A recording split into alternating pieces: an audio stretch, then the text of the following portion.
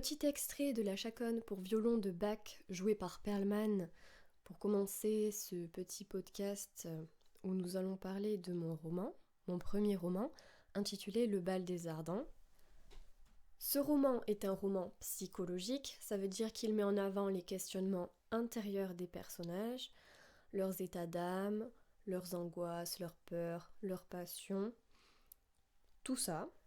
Alors, petit aparté, on attribuerait l'invention du roman psychologique à une écrivaine assez célèbre qui a vécu au 1er siècle, qui s'appelle Murasaki Shikibu. Voilà, c'était le point culture du jour.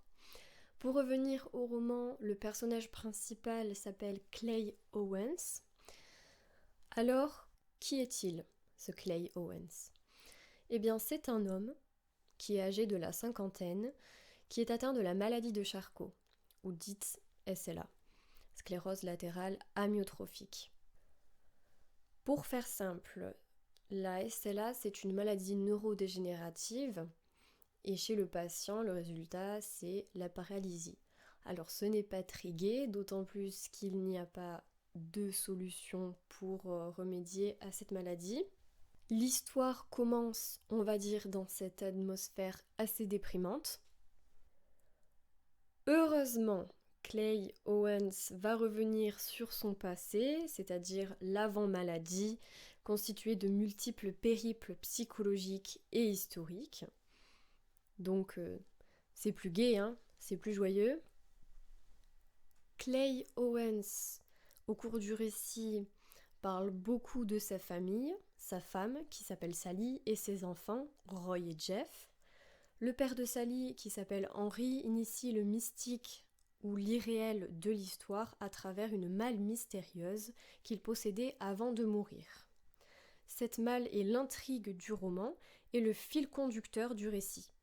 D'autres personnages apparaissent par la suite, laissant s'immiscer jalousie et romance au sein du récit. Voilà, j'ai donné quelques éléments pour décrire le contenu du roman. Je peux lire maintenant le résumé. Alors, le bal des ardents mêle réalité et mystique, une fusion qui sème la confusion, une quête de sens et de vérité au fil des pages. Le narrateur, Clay Owens, incarne le penseur dépassé, pèse sur lui une tâche infâme contre la montre. Alors, quelques petites précisions de vocabulaire par rapport au mystique. Pourquoi je parle du mystique ? C'est parce que au cours de l'histoire, il peut y avoir des liens avec le mystique, c'est-à-dire la communication avec une réalité transcendante non discernable par le sens commun. Bon, c'est ça la définition. Grosso modo, ça va être des apparitions, des choses un peu bizarres qui ne sont pas de l'ordre du réel. Ce mystique-là n'a rien à voir avec la religion pour ceux qui se posent la question. Et pourquoi parler de tâches infâmes contre la montre ? Bon, contre la montre, on se doute que c'est parce qu'il va mourir. Ça, on le sait dès le début. Il est atteint d'une maladie incurable, donc il va mourir. C'est ça, la chute. Bon, et on la sait dès le début. Voilà, je ne vais pas en dire davantage pour ne pas empiéter sur le corps du roman. Je vous laisse découvrir ça vous-même. En tant que musicienne, je n'ai pas pu m'empêcher de mettre de la musique dans mon roman. Désolée. Et une dernière chose par rapport au titre du roman, Le bal des ardents. Pourquoi le bal des ardents ? Le bal des ardents, ou aussi dit le bal des sauvages, c'est un bal qui a réellement eu lieu au Moyen-Âge avec Charles VI, donc roi de France à cette époque-là, en 1993. Mais quel est le rapport puisque l'histoire dans mon roman ne se déroule pas au Moyen-Âge, mais au début du XXe siècle. Et en plus, ça ne se passe même pas en France, mais aux États-Unis dans le Colorado.